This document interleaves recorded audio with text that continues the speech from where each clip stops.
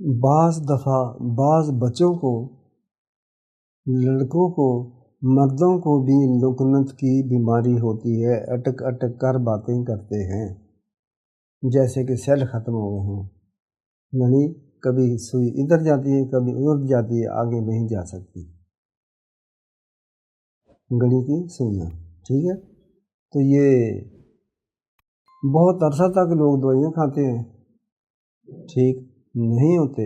مجرب سا نسخہ بتاتا ہوں، اللہ قریب رحم کرے گا، فضل کرے گا انشاءاللہ۔ نسخہ کچھ اس طرح ہے، ایک بوٹی ہوتی ہے خاردار، اس کو کہتے ہیں ستیا ناسی، ٹھیک ہے۔ یہ بعض علاقوں میں فروری میں پیدا ہو جاتی ہے، ٹھنڈے علاقوں میں مارچ اپریل میں ملتی ہے، مئی جون تک رہتی ہے۔ اس کا دودھ نکال دیں، ستیا ناسی بوٹی کا دودھ نکال دیں۔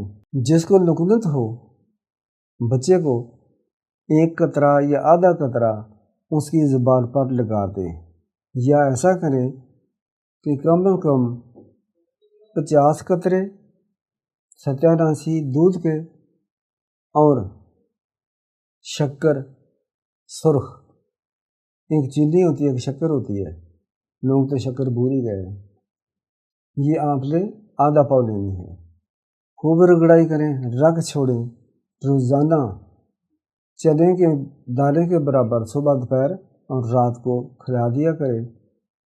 بچے کی لکنت ہم ہو جائے گی، فلش ہو جائے گی۔ اگر بڑے ہیں تو چھوٹی چمچ کا تیسرا حصہ صبح دوپہر شام کھانا ہے، کوئی پانی وغیرہ نہیں پینا، دودھ نہیں پینا، چائے نہیں پینی اس کے ساتھ۔ چند روز کریں گے لکنت ختم ہو جائے گی، زبان میں روانی پیدا ہو جائے گی انشاءاللہ۔ یہ بہت اچھی چیز بتائی ہے، آپ کر سکتے ہیں۔ بعض لوگوں کو منہ کے چھالے پڑے رہتے ہیں، حالانکہ منہ کے چھالوں کی اپنی کوئی اتنی اہمیت نہیں، نہ ان کا کوئی قصور ہے، یہ معدے کا قصور ہوتا ہے۔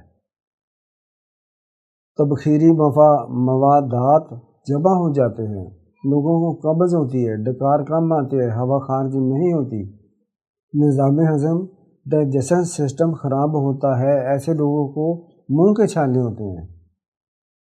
کیوں؟ یہ گندی ہوا گیس ہمارے ناک اور منہ سے ہی خارج ہوتی ہے، تو چھالے پیدا ہو جاتے ہیں گرمی سے، شدت سے۔